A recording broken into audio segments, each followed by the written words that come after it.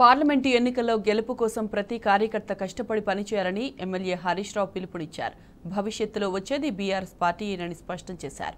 420 హామీల్లో Congress party పావలా వంతు కూడా అమలు చేయలేదని ఆయన తేల్చి చెప్పారు. కర్ణాటక పరిస్థితే ఇక్కడ కూడా ఎదురవుతుందన్నారు. పార్లమెంటు ఎన్నికల కోసం చీకటి ఒప్పందాలు చేసుకున్న కాంగ్రెస్ బీజేపీ బండారాన్ని జనంలో బయటపెట్టారని హరీష్ రావు దిశానిర్దేశం చేశారు.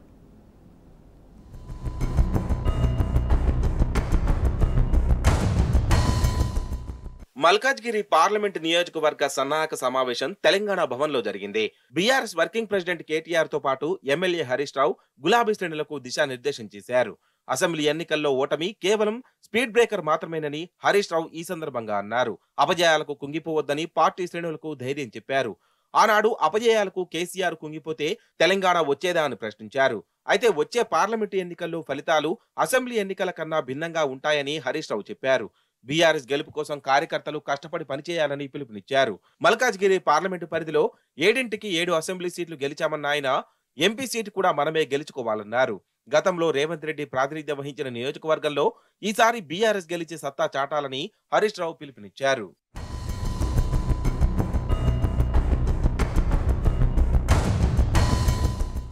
కాంగ్రెస్ 420 హామీల్లో పావలా వంతుకు కూడా అమలు చేయలేరని ఎమ్మెల్యే హరీష్ రావు తేల్చి చెప్పారు. కర్ణాటకలో 5 గ్యారంటీలు ఇచ్చి కాంగ్రెస్ అబాసుపాలైందని గుర్తు చేశారు. అక్కడ పార్లమెంటు ఎన్నికల్లో కాంగ్రెస్ పరిస్థితి ఘోరంగా ఉంటుందని సర్వేలు చెప్తున్నాయన్నారు. దేశంలోని ఏ రాష్ట్రంలో అయినా సరే కాంగ్రెస్ పార్టీ 5 ఏళ్లు అధికారంలో కొనసాగి మళ్లీ అధికారంలోకి రావడం అరుదని వివరించారు.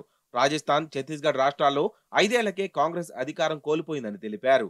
ఇక్కడ కూడా కాంగ్రెస్ పార్టీకి కర్ణాటక లాంటి పరిస్థితి ఎదురవుతుందన్నారు. ఎన్నికల కోడ్ బూచి చూపి హామీల అమలును కాంగ్రెస్ వాయిదా వేయాలని చూస్తుందన్న హరీష్ రావు పార్లమెంటు ఎన్నికల కోడ్లోపే హామీలు నెరవేర్చాలని డిమాండ్ చేశారు.